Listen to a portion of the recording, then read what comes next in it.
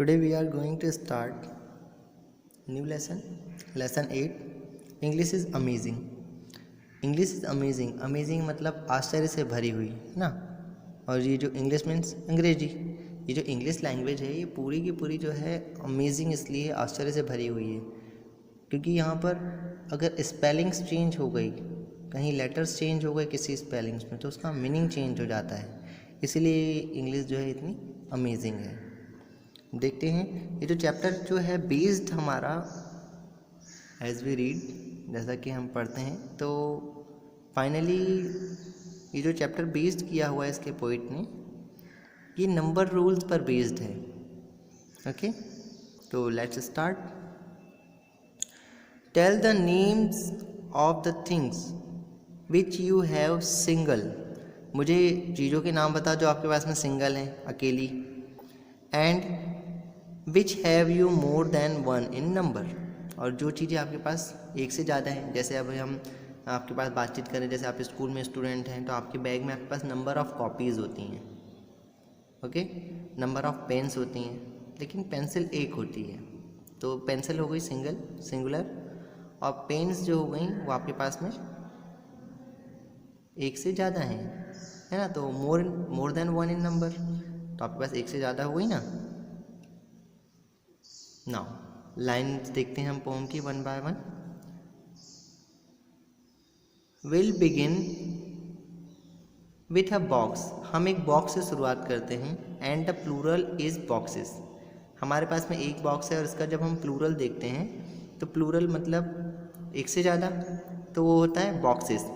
मतलब इसके लास्ट में ES लगा हुआ है ना. But the plural of ox. अभी ऑक्स का जब हम प्लूरल बनाएंगे तो शुड बी ऑक्सन. ऑक्सन होता है इसका, नॉट ऑक्सेस. देखिए, अंडरस्टैंड कीजिए कि यहाँ पर बॉक्स लिखा हुआ है, इसमें भी OX लिखा हुआ है लास्ट में, लेकिन इसका प्लूरल क्या है, ES है, बॉक्सेस. लेकिन ऑक्स लिखा हुआ है तो उसका प्लूरल ऑक्सन आएगा. ये एक एक्सेप्शन रूल है. नॉट ऑक्सेस, ऑक्सेस नहीं होगा. Then one pearl is goose. Goose means होता है हंस. बट टू आर कॉल्ड गीस. लेकिन एक से ज़्यादा है तो उसे गीस कहेंगे. येट द प्लूरल ऑफ मूज शुड नेवर बी मीस. इसका जो मूज वर्ड लिखा हुआ है इसका मतलब कभी भी मीस नहीं होता इसका plural form. You may find a lone mouse. अगर आप पाते हैं एक चूहे को, अकेला चूहा है तो उसको माउस बोलेंगे. And a whole lot of, जब आप बहुत सारे हों तो माइस कहेंगे उसे.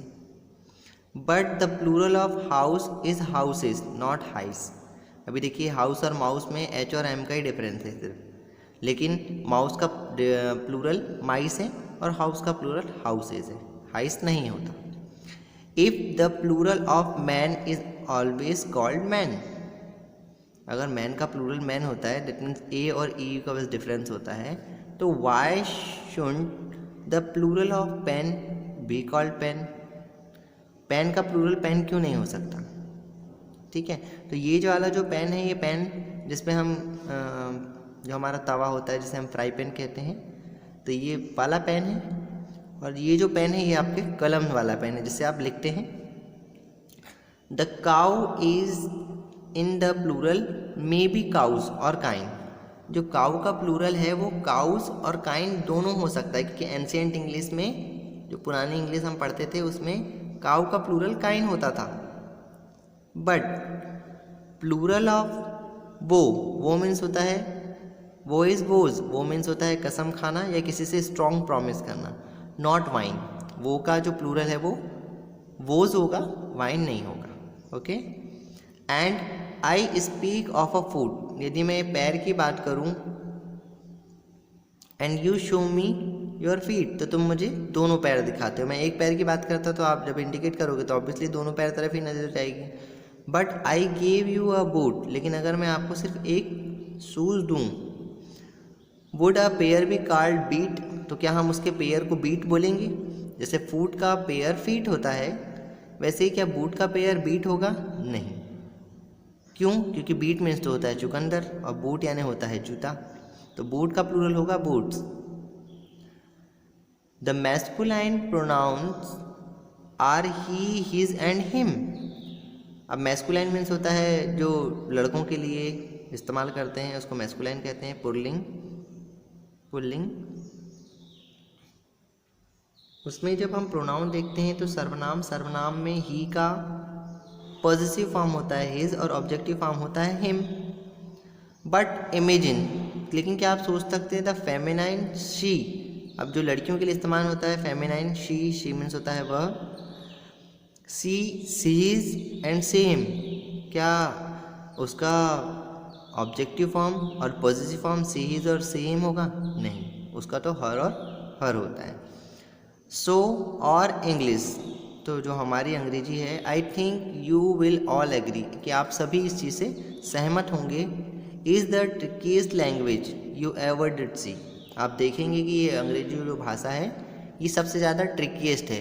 ट्रिकीस्ट कहने का मतलब इसमें हर एक चीज़ पे ट्रिक लगा हुआ है। जैसे बॉक्स का जब प्लूरल बनाना है तो बॉक्सेस होगा, ऑक्स का प्लूरल बनाना है ऑक्सेस होगा, गूस, गीज, मूज, मीज नहीं होता है, ओके। माउस का माइस होगा लेकिन हाउस का हाउसेज होगा, हाइस नहीं होगा।